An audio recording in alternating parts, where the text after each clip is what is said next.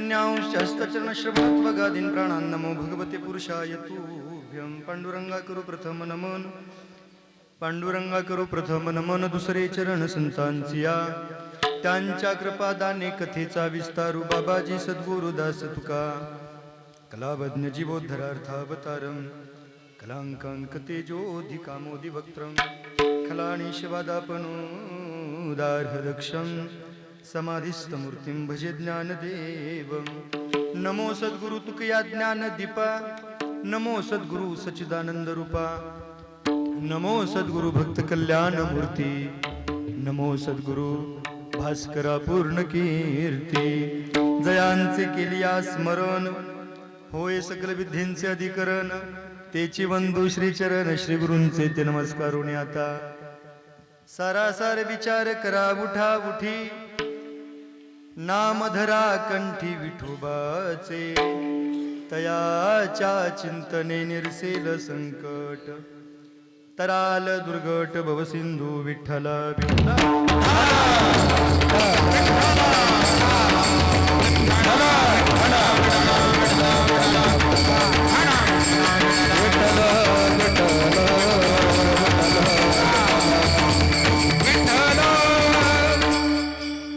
सारासार विचार करा उठा उठी नामधरा कंठी विठोबाचे तयाच्या चिंतने निरसेल संकट तराल दुर्गट भवसिंधू.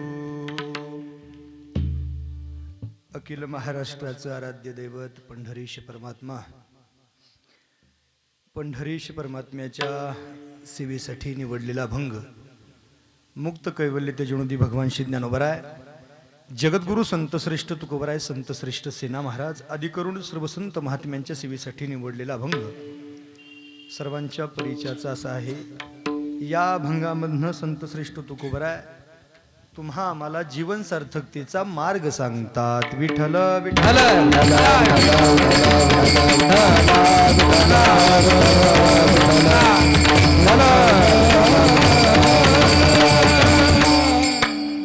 कीर्तनाला प्रारंभ करण्या अगोदर अल्पसा तो परिहार किंवा परिहारात्मक बोलायचं ते म्हणजे असं. माऊली विद्यार्थी सेवा ट्रस्ट संचलित गुरुकुलधाम शिंद या संस्थेचा वर्धापन दिन आणि या गुरुकुलधामच्या नवीन इमारतीचं उद्घाटन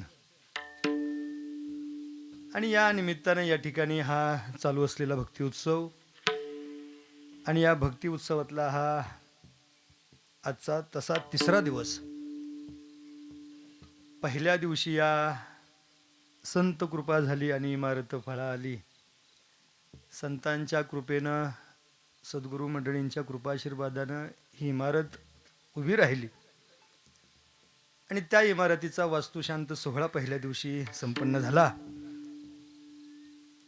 काल गुरुकुलधामच्या विठोबाचं आगमन काल आपल्या या गुरुकुलधाममध्ये झालं. प्राणप्रतिष्ठेचा कार्यक्रम, तदनंतर रात्री मुलांचा हरिपाठ आणि नंतर भारूड असं झालं. आणि आजचा हा तिसरा दिवस. खरं तर या भक्ती उत्सवातला हा त्रिदिनी कीर्तन महोत्सव प्रारंभ होतोय आणि या कीर्तन महोत्सवातला हा पहिला दिवस संपन्न होत असताना सहकाऱ्यांच्या आग्रहाने या ठिकाणी कीर्तन सेवेचा योग. खरं तर ही कीर्तन सेवा नियोजित वेगळी होती, पण काही कारणाने या ठिकाणी थोडासा बदल करण्यात आला आणि सगळ्या सहकाऱ्यांच्या आग्रहाने या ठिकाणी कीर्तन सेवेसाठी मी उभा आहे. खरं तर आज माझ्यासाठी फार आनंदाचा दिवस आहे. काल देव घरा आला आणि भक्ती सन्माने पूजिला. आणि आपल्याकडं एक प्रमाण असं आहे, देव ते संत आणि निमित्त त्या. आणि आज माझ्यासाठी असणारे माझे सद्गुरू माझे गुरुवर्य आज बाबा या ठिकाणी आहेत. देव घरा आला आणि भक्ती सन्माने पूजिला. बाबांच्या आज्ञेने 1-2 ठिकाणी कीर्तनाला जाण्याचा योग, पण जीवनातला पहिला प्रसंग असा आहे की आज बाबांच्या समोर 2 शब्द बोलण्यासाठी मला संधी मिळाली आहे. अनेक कीर्तनं होत असतात, पण अशी काही कीर्तनं होतात की त्या ठिकाणी थोडंसं दडपण आपल्यावर येतं. खरं तर हे सगळं उभं राहण्यासाठी आजपर्यंत अगदी पायापूजनापासून ते आजपर्यंत सगळ्यांची नावं अशक्य आहे घेणं, पण ज्यांनी ज्यांनी सहयोग दिला, ज्यांनी ज्यांनी सहकार्य दिलं, एक सांगू, सगळ्यांच्या चरणावरती साष्टांग प्रणिपात करतो आणि या ठिकाणी सेवेला प्रारंभ करतो. विठ्ठल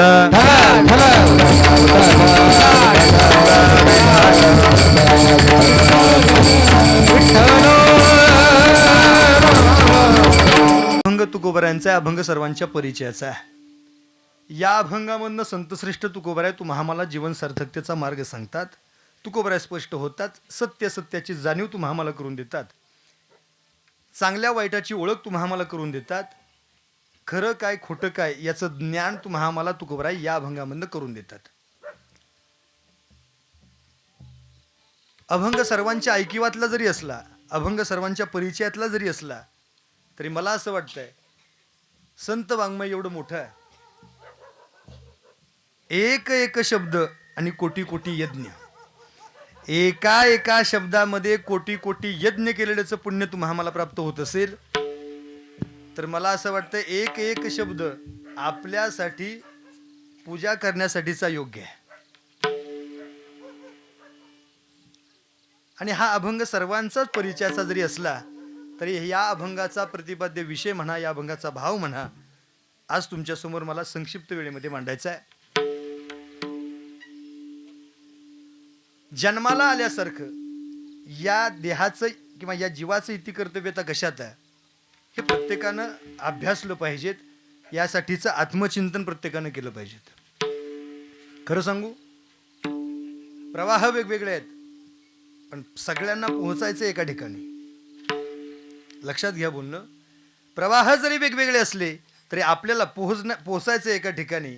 तसं अनेक मार्ग आहेत, पण प्रमुख 4 मार्ग जे सांगितलेत आपल्या धर्मशास्त्रामध्ये, थोरा मोठ्यांकडून जे ऐकलेले 4 मार्ग आहेत, कर्म मार्ग आहे, योग मार्ग आहे, ज्ञान मार्ग आहे आणि भक्ती मार्ग आहे.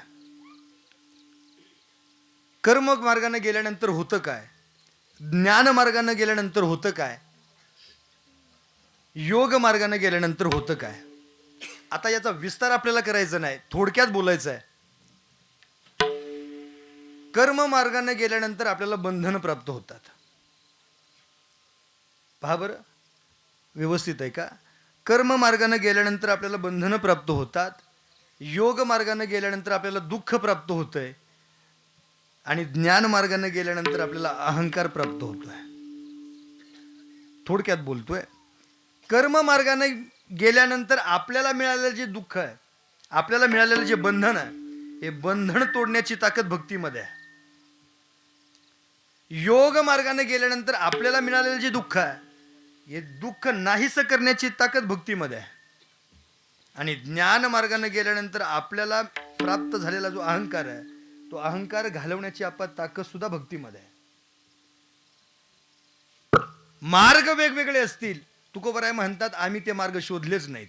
आम्ही काय केलंय? भक्ती आम्ही केली सांडोनी उद्वेग, भक्ती आम्ही केली सांडोनी उद्वेग, भक्ती आम्ही केली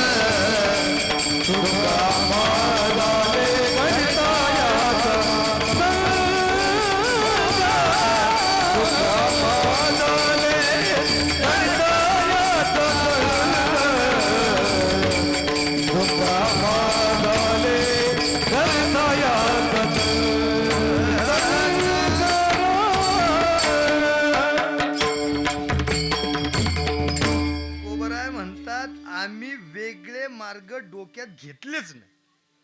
आम्ही केलं काय? भक्ती आम्ही केली सांडोनी उद्वेग, भक्ती आम्ही केली सांडोनी उद्वेग. परिणाम झाला काय? पावला हा संग सुख याचे. काय मिळालं आम्हाला? सुख आम्हा झाले धरिता याचा संग. कोणत्या मार्गाने गेल्यानंतर देव आहे? कर्म मार्गाने गेल्यानंतर देव नाही. पहा बरं, कर्म मार्गाने गेल्यानंतर आपल्याला काय? आपल्याला आपण बंधनात अडकतोय. पहा बरं,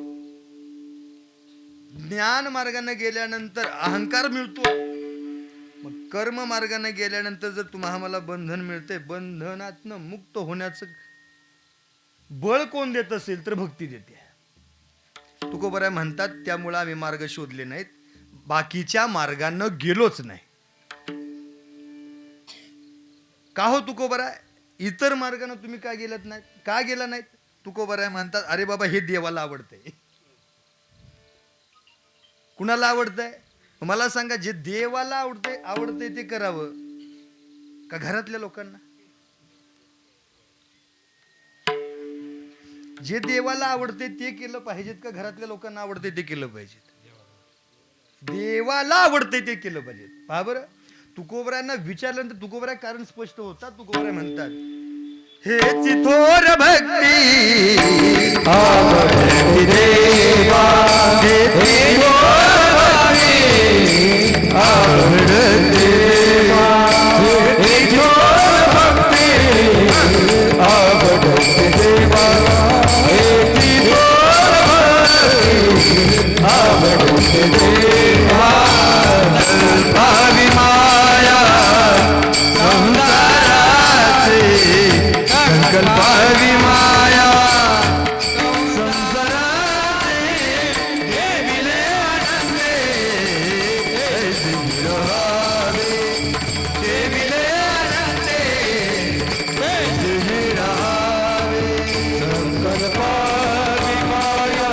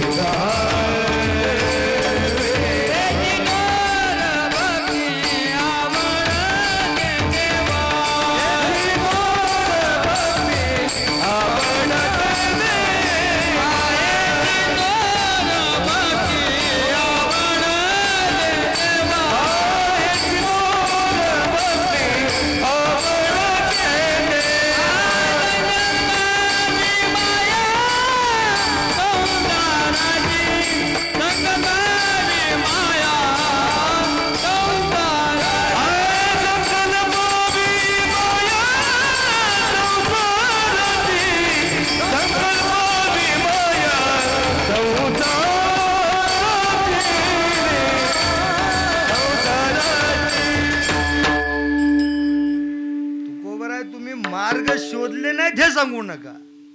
देवाला काय आवडतंय तुकोबार म्हणतात ते आम्ही केलंय. काय आवडतंय देवाला? अनन्य भावानं केलेली भक्ती आवडते. ज्ञानोबरांची गोड भाषा. ज्ञानोबराय म्हणतात ऐसे अनन्य योगे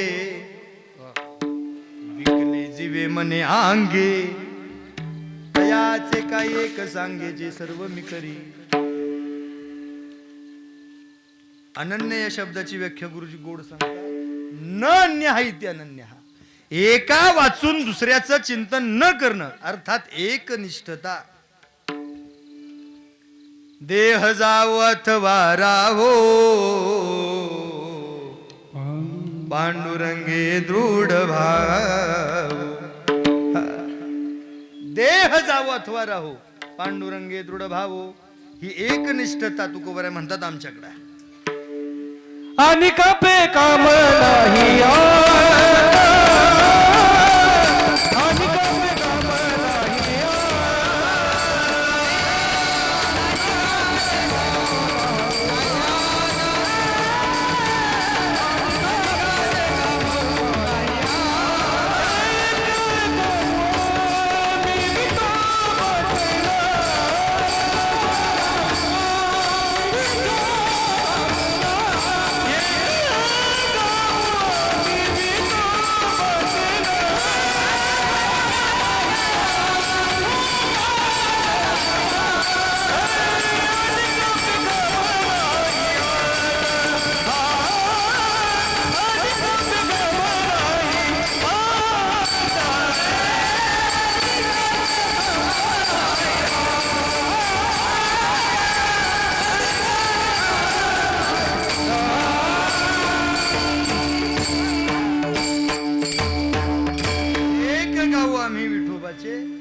किंवा एक धरिला चित्ती आम्ही रखुमाईचा पती, ही एक निष्ठता महत्वाची आहे. तुकोबरा म्हणतात की बाबा रे आम्ही हे केलंय.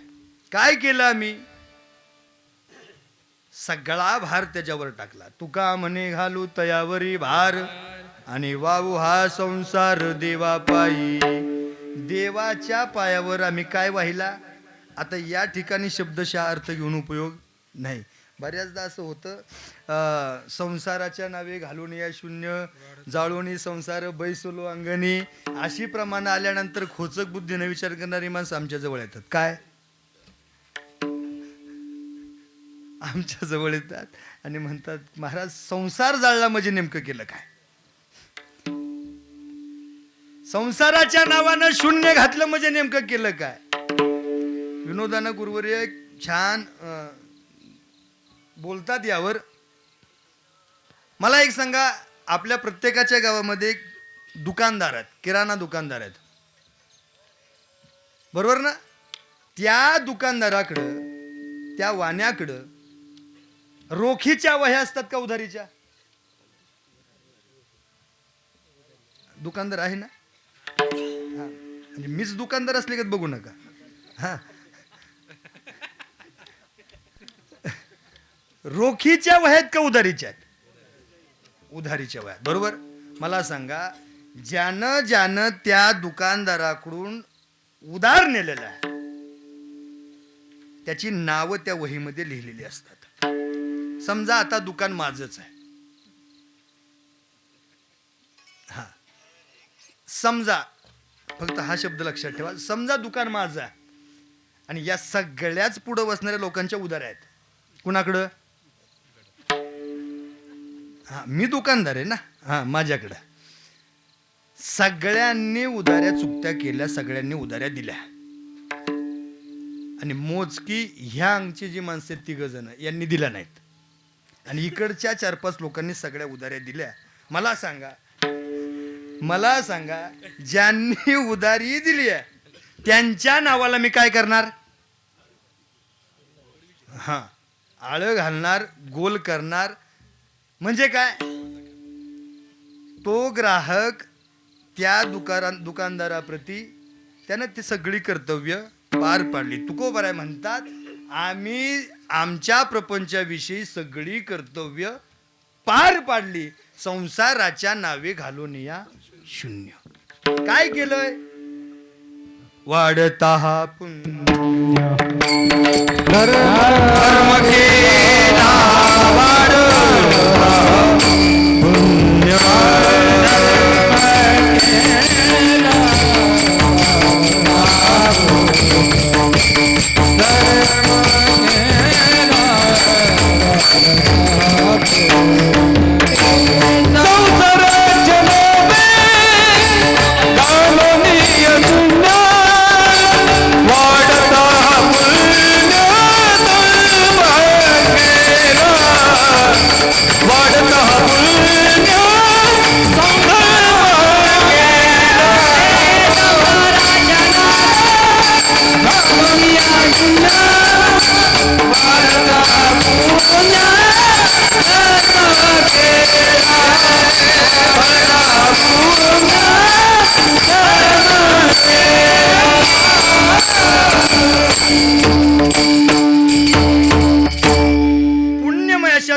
मार्गाची आम्ही वाढ केली. कोणत्या मार्गानं जाऊन?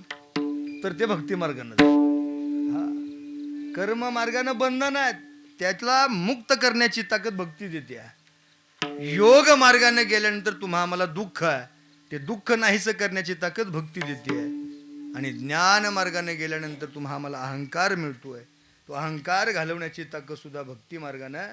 म्हणून महाराज म्हणतात आम्ही भक्ती मार्गानं गेलोत आणि पुण्यमयाच्या धर्माची वाढ केली. प्रश्न असा निर्माण होतोय, भक्ती मार्गानं गेलोत म्हणजे आम्ही नेमकं केलं काय? भक्ती मार्गानं गेलो, भक्ती मार्गानं गेलो, भक्ती मार्गानं गेलो. तुकोबारा म्हणतात भक्ती मार्गानं गेलोत, पण आम्ही केलं काय? गोविंद गोविंद मना लागली या छंद. त्या भगवान परमात्म्याचं नाम आम्ही आमच्या कंठामध्ये धारण केलं. भगवान परमात्म्याचं नाम आम्ही आमच्या कंठात धारण केलं. तुकोबारा म्हणतात ज्यांच्या कंठामध्ये भगवान परमात्म्याचं नामच नाही त्याची वाणी अशुभ आहे. प्रमाण त्याला काय? प्रमाण तुकोबऱ्यांची गोड भाषा. काय भाषा? तुकोबरा व्यक्त होतात. तुकोबरा म्हणतात कंठी कृष्णमणी नाही अशुभ ती वाणी.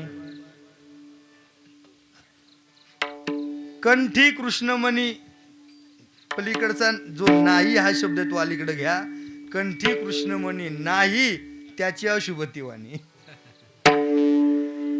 ज्याच्या कंठामध्ये कृष्ण नाम नाही त्याची वाणी कशी आहे? त्याची वाणी अशुभ आहे. महाराज म्हणतात आम्ही आमच्या कंठामध्ये कृष्ण नाम धारण केलं. कंठी धरिला कृष्णमणी, हा अवघाजनी प्रकाश. आम्ही आमच्या कंठामध्ये कृष्ण नाम धारण केलं. आणि तुकोबऱ्यांचा परमार्थ उच्च कोटीचा होता. महाराज तुकोबऱ्यांना काय केलंय? जे आपण केलंय ते जगाकडून करून घेतलंय. लक्षात घ्या बरं बोलणं. किंवा जे आपल्याकडं आणि जे आपल्याकडं ते जगाला मिळावं यासाठीचा प्रयत्न म्हणजे तुकोबऱ्यांचा परमार्थ आहे. त्याला प्रमाण आहेत का काही? तर त्यालाही प्रमाण आहेत. त्यासाठी अगोदर ज्ञानोबऱ्यांची ओवी सांगतो. संतांनी केलं काय? आई वडिलांच्या अंतकरणानं तुमच्या आमच्यावर कासवी नजर ठेवली. हा, आपल्याला वाटतं हो की आपल्याला कुणीच पाहत नाही. हा, पण आपल्याला पाहणारे खूप आहेत. वाटतं आपल्याला की आपल्याला कुणी पाहत नाही, पण ते पाहणारा आपल्याला असा उभा आहे, त्यानं एकदा आपल्याकडं थोडंसं दुर्लक्ष करावं. आपल्या समोर घरासमोर एवढीच गर्दी, कुणी दुर्लक्ष केल्यावर? देवानं आपल्याकडं दुर्लक्ष केलं की घरासमोर गर्दी होती. विनोदाचा भाग नाही, पण खरं सांगू तुम्हाला, देवानं आपल्याकडे लक्ष द्यावं, कमीत कमी असं आपण वागलं पाहिजे. देवांना आपल्याकडे लक्ष द्यावं असं आपण वागलं पाहिजेत. साधू संतांना आईवडिलांच्या अंतकरणानं आपल्याला योग्य ठिकाणी योग्य असा उपदेश केलाय, मार्ग दाखवला. महाराज मार्ग दावणी गेले आधी दयानिधी संत ते. जो मार्ग दिला ना तो मार्ग कसा आहे हे सांगत असताना महाराज म्हणतात मार्ग हा सोपा सुखरूप. काही मार्ग सोपे सुखाचे नाहीत, काही सुखाचे पण सोपे नाहीत, पण हा भक्ती मार्ग सोपा सुद्धा आहे आणि हा सुखाचा सुद्धा आहे. आपण सह्याद्रीच्या रांगेत राहणारी माणसं आहे, व्यवस्थित आहे का? मला सांगा, राजगडावर जाणं सोपं आहे का? रोहिड्यावर जाणं, रायरेश्वरावरती चालत जाणं सोपं आहे का? नाही, पण गेल्यानंतर समाधान आहे. भोरमध्ये असं एक ठिकाण आहे खूप सोपं आहे. एसटीतनं उतरला,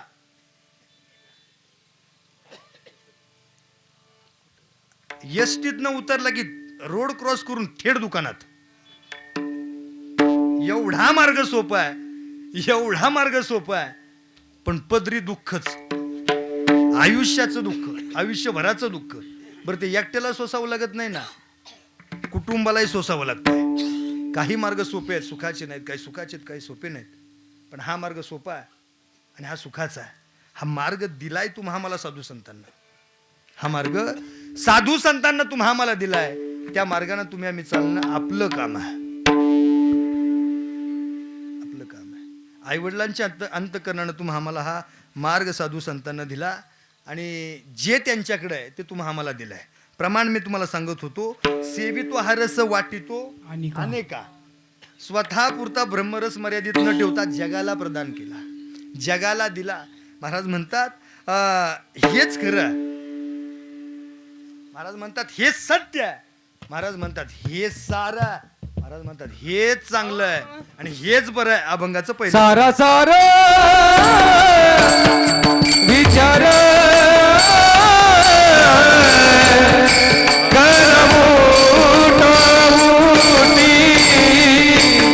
सारा सार विचार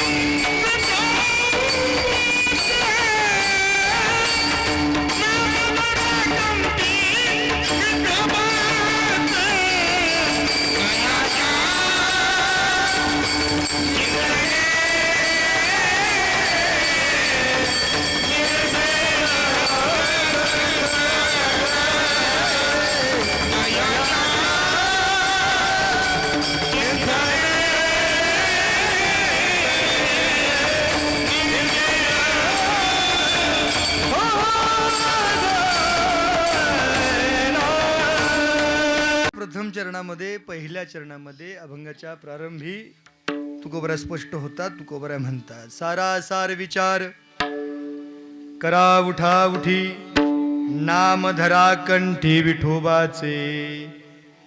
आपण आपल्या कंठामध्ये भगवान परमात्म्याचं नाम धारण केलं पाहिजे. नाम आपण देवाचं चिंतन केलं पाहिजे. काय होतं चिंतनानं? भगवंताच्या चिंतनानं होतं का? भगवान परमात्म्याचा दरबार हा पाप मुक्त करणारा आहे. भगवान परमात्म्याचा दरबार रोग मुक्त करणारा आहे. भगवान परमात्म्याचा दरबार दोषमुक्त करणारा आणि सगळ्यात महत्वाचं म्हणजे भगवान परमात्म्याचा दरबार भयमुक्त करणारा आहे. काय होतंय चिंतनानं? दोषमुक्त होतोय. नाही होतं काय? पापमुक्त होतोय. दुःख नाहीसं होत आहे. वासना मुक्त. बरं, या सगळ्या ज्या गोष्टी मी सांगतो ना, या सगळ्या गोष्टींना प्रमाण आहेत. सगळ्या गोष्टींना प्रमाण आहेत. पाप मुक्त होतोय, पापमुक्त, दोष मुक्त होतो. कितीही मोठा दोष असू द्यात, कितीही ताकदीचं पाप असू द्यात, ते पाप घालवण्याची ताकद त्या कशामध्ये माहितीये का? फक्त चिंतनामध्ये. जळतील पापे जन्मांतरीचे जळतील पाप, जन्मांतरीचे जळतील पाप, जन्मांतरीचे जळतील पाप. नाम संकीर्तन साधन वैभवे, नाम संकीर्तन साधन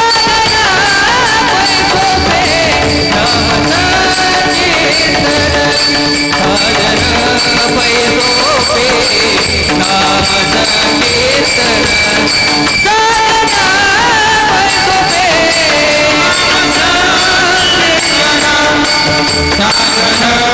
वैभवे,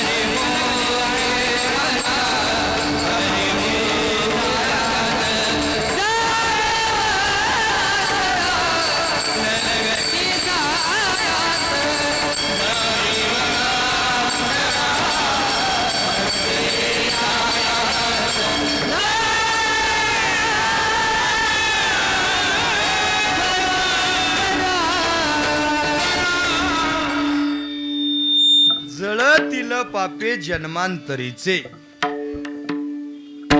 हा चिंतनाचा फायदा आहे. कितीही मोठं पाप, आणि महाराज म्हणतात कितीही पाप असू द्यात, म्हणजे किती बी असू द्यात आणि कसं बी असू द्यात, ते जळून खाक होतंय म्हणे. आपल्याकडे आता भात काढणी सुरू आहे. कोकणाची सुरुवात म्हणजे भोर तालुका, बरोबर ना? आपल्याकडे भात कापणी चालू आहे. भात काढून झाल्यानंतर आपण ते काय करतो? आपण ते आपल्या शेतामध्ये खळ्यावर आणतो. खळ्यावर, बरोबर? खळ्यावर भात आणलं की त्याची मळणी केली जाते, आणि मळणी केल्यानंतर भात पोत्यामध्ये येतं आणि खळ्यावर राहतं ते फक्त काय?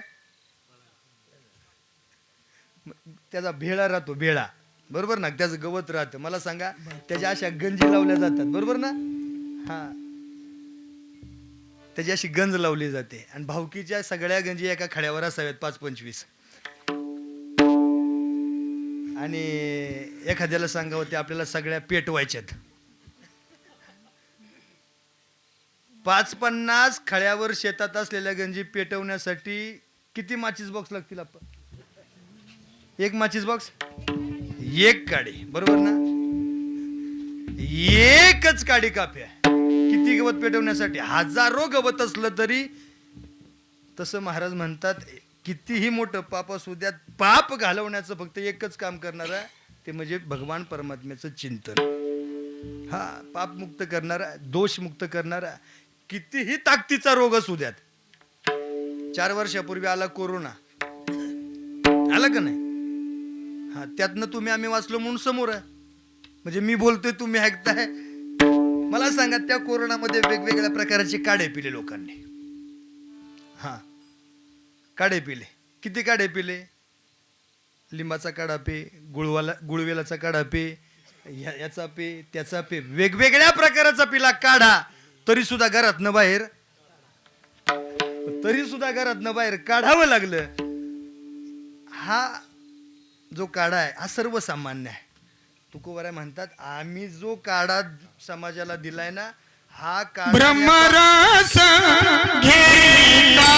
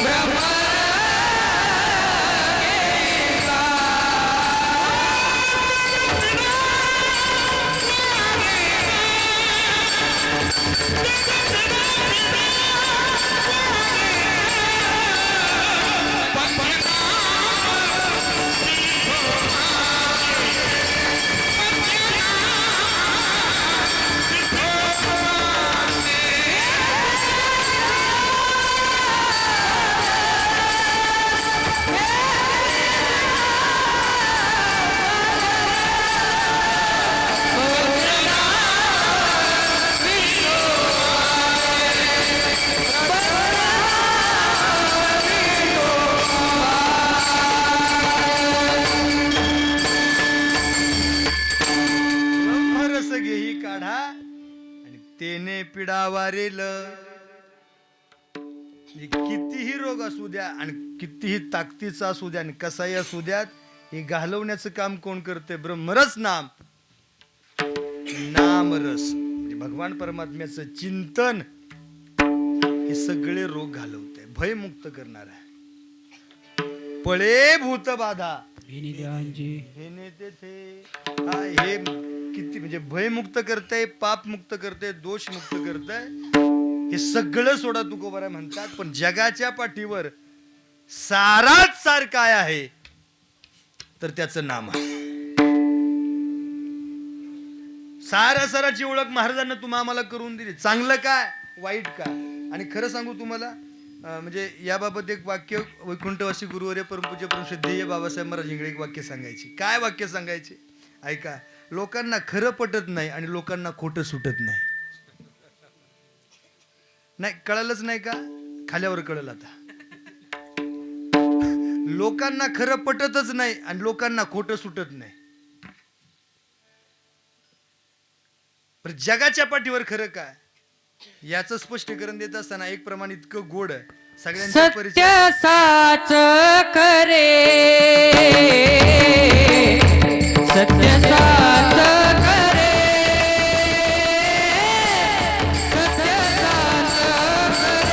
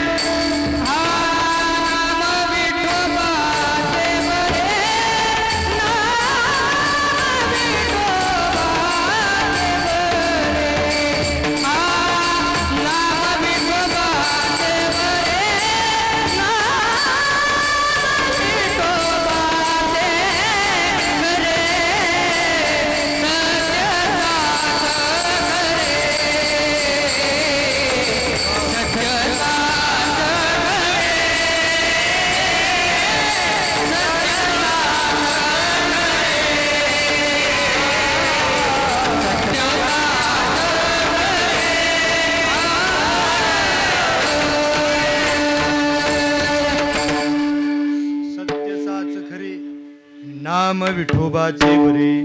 भगवान परमात्म्याचं नाम कसं आहे? सत्य साच खरं आणि बरं आहे. सगळं एका बाजूला आणि भगवान परमात्म्याचं नाम एका बाजूला. फलकट तो संसार येथे सार भगवंत. आपण जे पाहतो ना सगळं हे सगळं जे आपल्याला डोळ्यानं दिसतंय ते सगळं कसं आहे? मला सांगा भुईमुगाच्या शेंगा आपण खातो बरोबर ना? भुईमुगाच्या शेंगा खात असताना आपण टरफलं खातो आणि शेंगदाणे टाकून देतो, नाही ना? आपण शेंगदाणे खातो, टरफले टाकून देतो. जर खाण्यापिण्याच्या गोष्टी जर चांगल्या वाईट तुम्हाला कळत असतील, तर मानवी जीवनाचं सार कशात आहे ही गोष्ट तुम्हाला आम्हाला कळली पाहिजेत. महाराज म्हणतात सार काय आणि आसार काय याचा विचार असला पाहिजेत. थोडक्यात सांगून जातो, काही गोष्टींचा जीवनामध्ये विचार करू नये. काही गोष्टींचा जीवनामध्ये विचार फक्त एकदा असावा आणि काही गोष्टींचा जीवनात विचार सातत्यानं करावा. जीवनामध्ये काही गोष्टींचा विचार करूच नाही. काल बरेच जण मला म्हटले, महाराज आमची चप्पलच सापडेना. नाही, माझी ही सापडली कधी माहितीये का? रात्री 12:30ला जेवण केलं आणि 12:45ला कळालं की माझी चप्पल तिकडे एक पडली आणि इकडे एक पडली. कीर्तनाला आल्यानंतर चप्पल पळवून नेण्याचाही विचार काही लोकांच्या डोक्यात असतो. माझ्या मापाची कोणती आहे?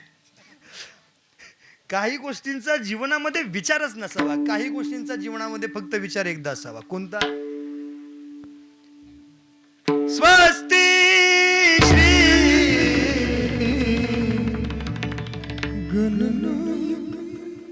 हा विचार किती वेळा? झोपले का? अहो जेवायचं अजून. एकदाच विचारा, पुन्हा विचार नाही. दुसरी न करावी बंड फजिती होईल. एका पुरुषा दोन नारी आणि पाप वसे. विचार दोनदा जर केला तर समाधान अवघड आहे. विचार किती वेळा? विचार हा एकदाच आहे. आणि काही गोष्टींचा विचार सातत्यानं करावा. महाराज स्पष्ट होतात, क्षणोक्षणी हाची करावा विचार, तरावया पार भव सिंधुरे नाशिवंत देह जाणार सकळ. हा विचार आपल्याकडे असला पाहिजे. क्षणोक्षणी हाची किंवा काही गोष्टींचा विचार सातत्याने केला पाहिजे. महाराज म्हणतात सारा सर तुम्हाला आम्हाला कळालं पाहिजे. चांगलं वाईट तुम्हाला आम्हाला कळालं पाहिजे. खरं खोटं तुम्हाला आम्हाला कळालं पाहिजे. जगाच्या पाठीवर जे चांगलं आहे, जे खरं आहे, जे बरं आहे ते काय? भगवान परमात्म्याचं नाम आहे. आणि ते कसं घ्यायचं मी सांगतो. विठोबा रघुमाये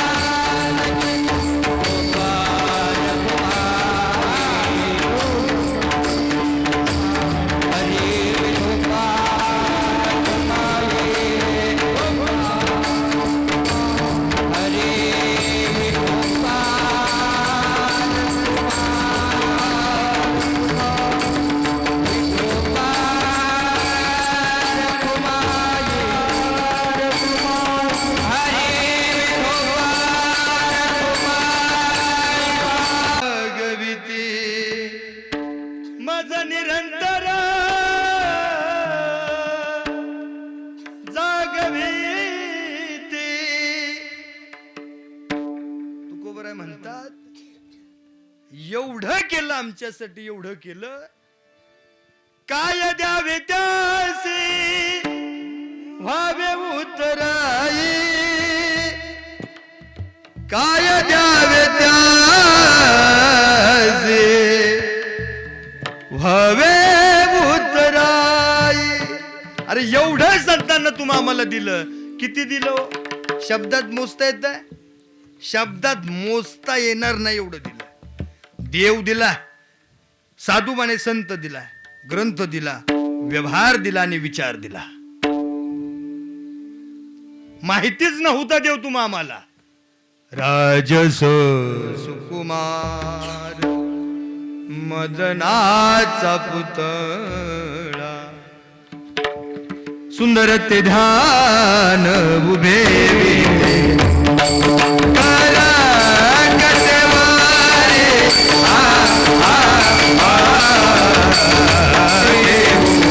जीवनिया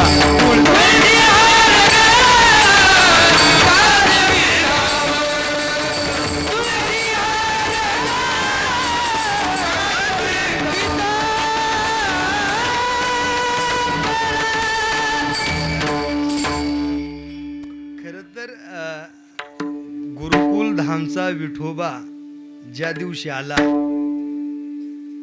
ज्या दिवशी येणार होता त्याच्या आदल्या दिवशी नेमकं आतमध्ये आपल्याला काय करता येईल, जवळपास 2-3 तासाच्या विचारांती एक गोड प्रमाणात ठेवलं. त्यात मग अशी म्हटलं पा मी प्रमाण म्हणून, राजस सुकुमार, एवढं गोड असावं.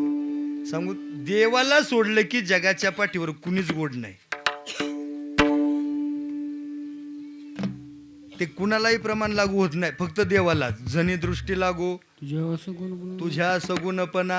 आपण कितीही क्रीमा वापरल्या, आपण कितीही पावडर लावली आणि कितीही ताकदीचा मेकअप केला, तरी आपल्या समोर येऊन कुणी असं म्हणल का हो, लईत लई म्हातारी घरातली तुकडा वाहील, संपला कार्यक्रम. पण याच्या पलीकडे आपल्या समोर येऊन कुणी असं म्हणू शकतंय का? देवाला सोडलं की माझ्या दुसरं गोड नाही, म्हणून त्याचं चिंतन हवं आहे. आपलं सगळंच वाहून नेणारा तू आहे. स्वतः भगवान स्पष्ट होतात, तेषामहं समुद्धरता मृत्यू संसार सागरात भवामी न चिरात पार्थ मैया वेशित चेतसा. सगळं वाहून नेणारा मी आहे, पण अनन्य भाव डोळ्यासमोर ठेवून माझी भक्ती करावी लागते, त्याशिवाय मी लक्ष देत नाही. नामचिंतन करावं लागते. ते कसं करावं लागतंय? अगदी अंतकरणापासून देवाचं चिंतन करावं लागतं. जर नाही केलं तर देव आपल्याकडे लक्ष देत नाही. पहा तुम्ही, बऱ्याचदा असं सांगितलं जातं की बाबा नेमकं होतं काय, नेमकं होतं काय, नेमकं होतं काय. मी सगळं सांगितलं, पण वासनामुक्त सुद्धा आपल्याला करणारा देव आहे, त्याचं चिंतन आहे. संत श्रेष्ठ मीराबाई होऊन गेल्या. थोडक्यात बोलणार आहे, 5 मिनिटांमध्ये आपण सगळेजण प्रसादाला बसणार आहे. म्हणजे सगळ्या जाणीवा लक्षात घेऊन या ठिकाणी मी बोलणार आहे. हां, ऐका.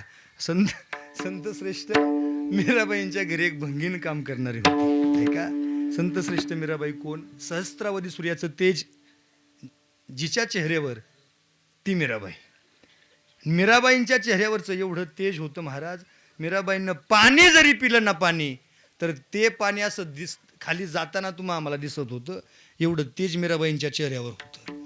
हां, आणि मीराबाई सर्वसामान्य नव्हत्या. मीराबाईच्या घरी एक भंगीन काम करणारी होती, आणि भंगीन काम करणारी होती, तिच्या मुलाला ती घेऊन यायची, रोज घेऊन यायची, रोज मुलाला घेऊन यायची. मुलगा हळूहळू मोठा झाला, मुलगा हळूहळू जाणता झाला, मुलगा हळूहळू लग्नाच्या वयात आला. आणि एक दिवस घरी गेल्यानंतर मुलगा आईला म्हणतो, आई तुला कळतच नाही मी लग्नाच्या वयात आलोय. कोण म्हणतंय? मुलगा म्हणतो, तुला कळत नाही मी लग्नाच्या वयात आलोय, आता माझं लग्न करावं, आता लग्न करावं लागतंय. मीराबाई ती भंगीन म्हटली की बाबा ठीक आहे, तू लग्नाच्या वयात आला, तू जाणता झाला, आता तुझं लग्न केलं पाहिजे, सगळं मान्य आहे, मी त्यासाठी प्रयत्न करते म्हणे.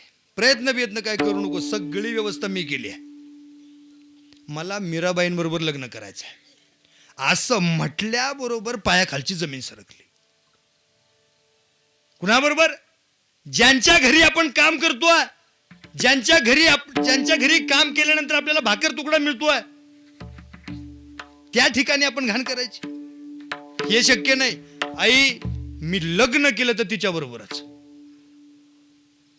छातीवर दगड ठेवून दुसऱ्या दिवशी कामावर गेल्यानंतर मायसाहेबांचं भजन चालू होतं, श्री कृष्ण गोविंद हरे मुरारे हे नाथ नारायण वासुदेव. भजन चालू होतं, छातीवर दगड ठेवून मीराबाई समोर ती भंगीन आलेली आहे. रात्रीचा प्रसंग सगळा समोर मांडला. मीराबाई क्षणार्धात उत्तरित झाल्या, तुमच्या मुलाबरोबर लग्न करायला मी तयार आहे, पण त्यानं 7 दिवस मी सांगेल ते करावं लागतंय. काय करावं लागतंय? माझ्या कृष्णाचं त्यानं भजन करावं लागतंय. किती दिवस? 7 दिवस. 7 दिवस भजन केल्यानंतर जर त्यानं भजन केलं तर मी 8व्या दिवशी त्याच्याबरोबर त्या विवाह बंधनामध्ये अडकायला तयार आहे. पण किती दिवस भजन? हे सगळं मुलाला कळालं. मुलाला आतनं उकळ्या फुटत होत्या. कशा?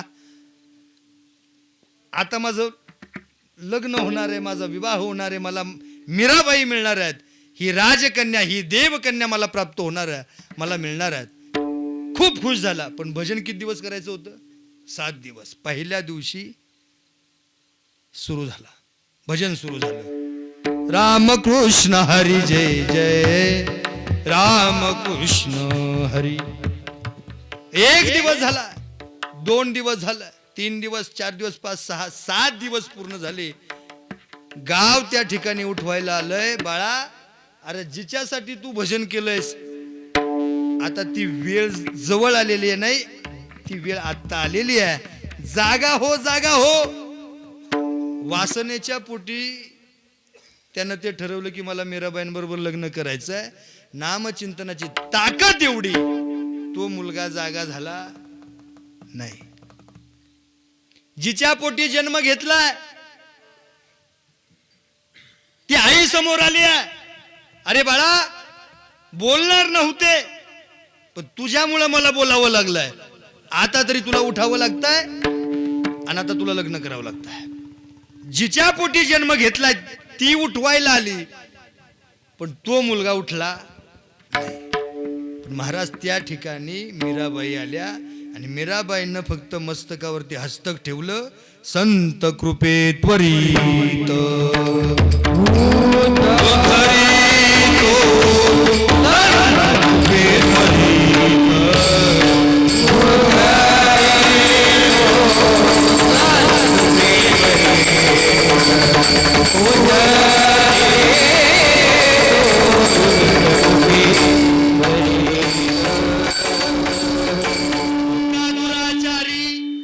विषयासक्त संत कृपे त्वरित उद्धरितो.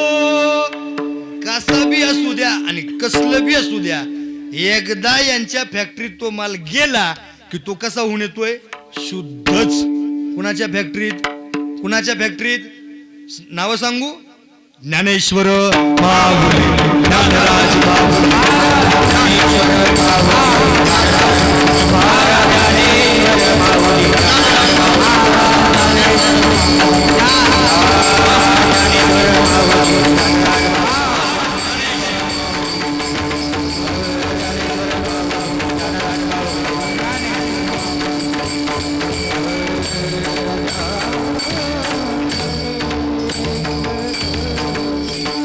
सारासार विचार करा, उठा उठी नाम धरा कंठी विठोबाचे.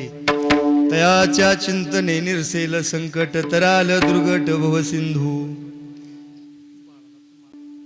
भगवान परमात्म्याच्या चिंतनानं काय होतं? तयाच्या चिंतने निरसेल संकट. काय होतं? तराल दुर्गट भव सिंधू. म्हणून जन्माला आल्यासारखं तुम्ही आम्ही काय केलं पाहिजे? जन्मोनिया कुळी वाचे स्मरा राम. हा नियम, हा नेम आपल्या जीवनामध्ये असला पाहिजे. धरी हाची नेम अहर्निसी, तयाच्या चिंतने निरसेल संकट आणि तराल दुर्गट भवसिंधू.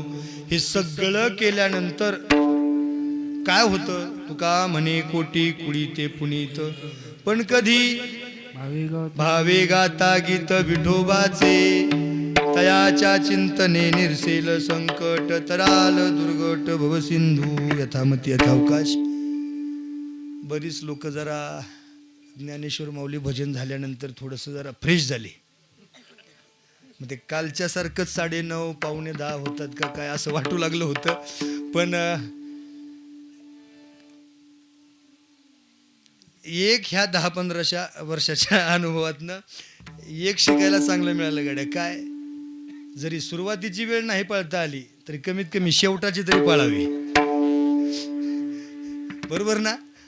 जरी सुरुवातीची वेळ आपल्याला आता कार्यक्रमच आपला, घरच आपलं, गावच आपलं, पण तरी सुद्धा हरिपाठ म्हणा, ह्या सगळ्या गोष्टी महिलांसाठीचा हळदी कुंकवाचा कार्यक्रम होता.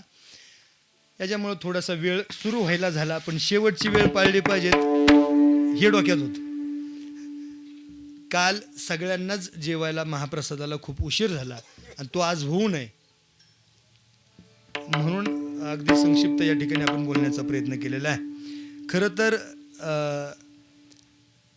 ही सगळी सेवा या गुरुकुल धामच्या विठोबाच्या चरणावरती समर्पित करतो. सर्व मायबाप जनतेच्या चरणी ही सेवा समर्पित. गुरुवर्य परमपूज्य परमश्रद्धेय. खरं तर आजचा दिवस इतका दुग्ध शर्करा योग आहे असं अनेक कीर्तनकारांच्या तोंडून ऐकलं जातं. काय, आळंदीमध्ये माऊलीचं दर्शन घ्यायचं असेल आणि खूपच गर्दी असेल तर फक्त जुन्या वारकरी शिक्षण संस्थेमध्ये जा.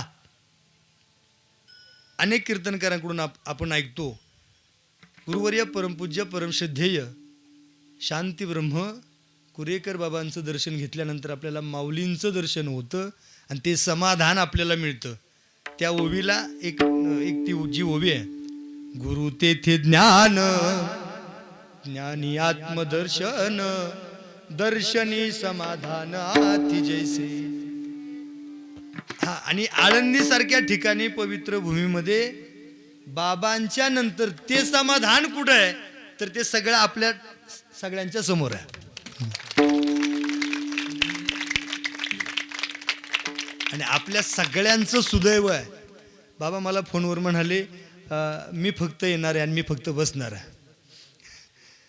बऱ्याच ठिकाणी आग्रह राहतो बाबांना, मोठमोठे नियोजन असतात, मोठमोठे कार्यक्रम राहतात.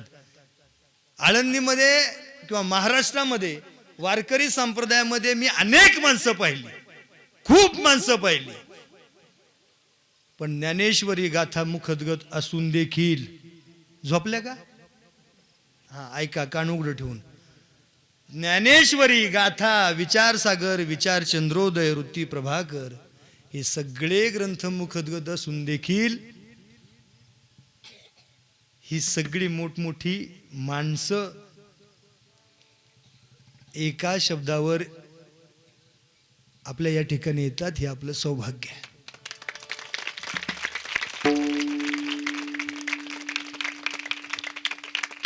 माणूस धनानं किती श्रीमंत आहे याही पेक्षा माणूस मनानं किती श्रीमंत आहे, आणि मनानं श्रीमंत असलेल्या माणसाचं मोजमाप वर केलं जात आहे. धनानं श्रीमंत असलेल्या माणसाचं मोजमाप फक्त इथंच केलं जात आहे.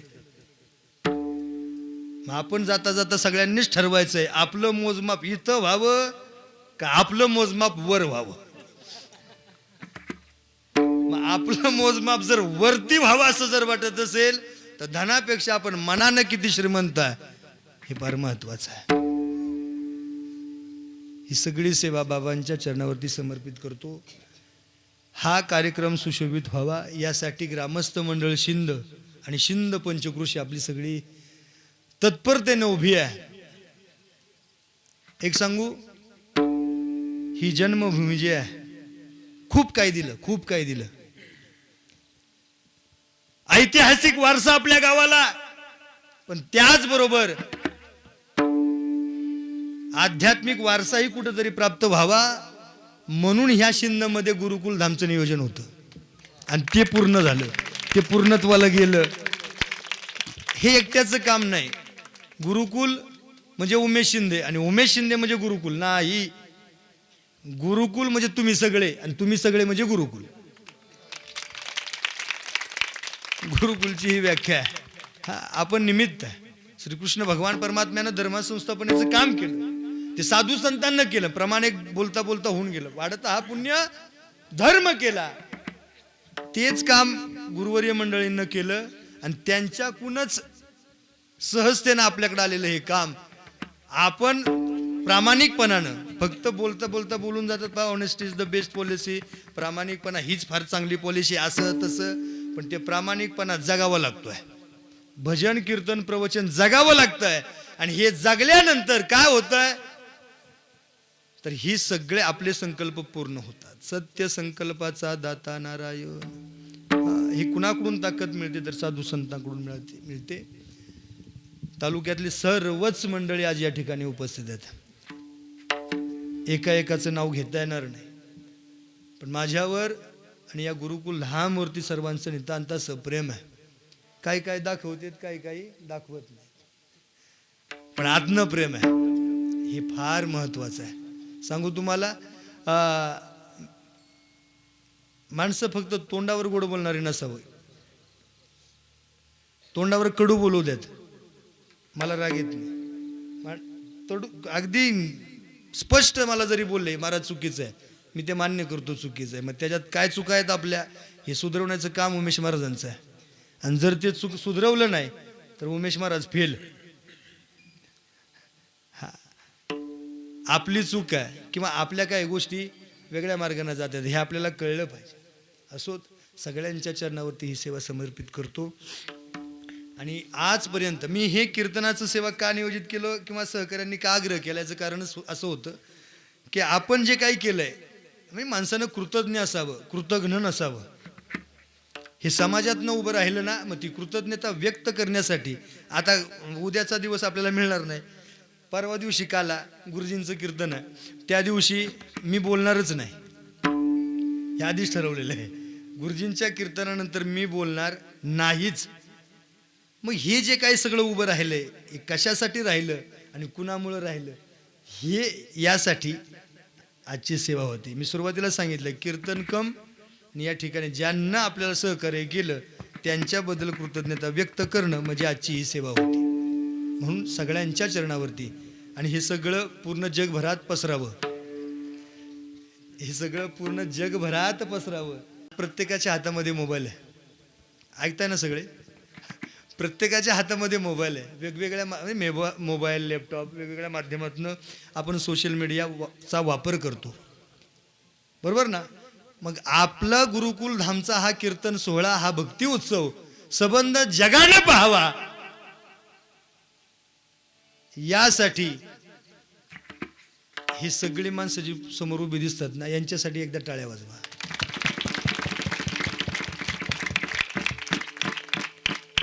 बरं बाबा, पाकिटं देतो पण जोरात वाजवा.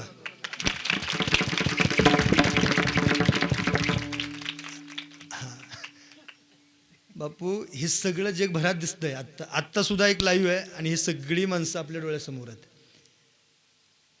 हे सगळे, हे जे तीनही चॅनल जे आहेत यूट्यूबवरती, हे सगळे नामांकित आहेत. म्हणजे इथं कसे सगळे नामांकित आहेत, तसे मागं सुद्धा नामांकित आहेत आणि पुढं सुद्धा नामांकित असेल. म्हणजे लय भारी कीर्तनवारी, त्याचबरोबर मराठी हॉटस्पॉट, त्याचबरोबर आता ही सगळं जे लाईव्ह सगळं पूर्ण महाराष्ट्रात दिसतंय, बाबांच्या नावानं तो चॅनल सुरू आहे. सगळ्यांना खूप खूप धन्यवाद. सगळ्यांच्या चरणावरती नतमस्तक होतो, सगळ्यांच्या चरणावरती शिरकमल झुकवतो आणि या ठिकाणी वाणीला पुनराम देतो. तुकाराम तुकाराम तुकाराम संप्रदायामध्ये किंवा वारकरी संप्रदायाची एक फार मोठी हानी झाली. ऐकताय का सगळे? वारकरी संप्रदायातलं शुद्ध आणि सात्विक गाणं ज्या महात्म्यानं तुम्ही आम्हाला दिलं, मी 2 शब्द जाणीवपूर्वक टाकले बरं. वारकरी संप्रदायातलं शुद्ध आणि सात्विक गाणं ज्या महात्म्यानं उभ्या महाराष्ट्रालाच नाही तर उभ्या भारताला दिलं, गुरुवर्य परमपूज्य परमश्रद्धेय वैकुंठवासी बाबा महाराज सातारकर, आणि त्यांचं देहावसान त्यांना देवाज्ञा 8 दिवसापूर्वी झाली. तर मला असं वाटतंय, आपण जर वारकरी संप्रदायामध्ये सेवा करतोय, वारकरी संप्रदायामध्ये काम करतोय, तर आपलं सुद्धा कर्तव्य आहे की आपण त्यांना श्रद्धांजली वाहणं हे आपलं कर्तव्य आहे. म्हणून सगळ्यांना फक्त एक 2 मिनटं शांत बसायचे, 2च मिनटं, उठू नका म्हणून सांगितलं नाही, उठू नका. हां, उठले की तुम्ही कुणाला सापडत नाही. हां, 2 मिनटं फक्त शांत बसायचं आहे. किती शांत, किती शांत ऐकायचंय? ऐका. हां,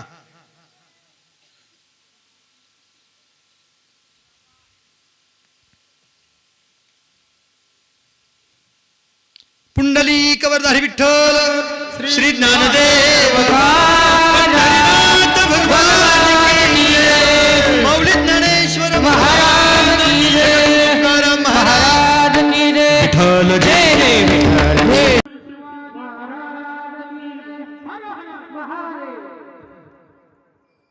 हे पहा या ठिकाणी एक छोटासा कार्यक्रम होतोय आपल्या या भक्ती उत्सवामध्ये ज्यांनी अन्नदान केलं अशी खूप मंडळी आहेत.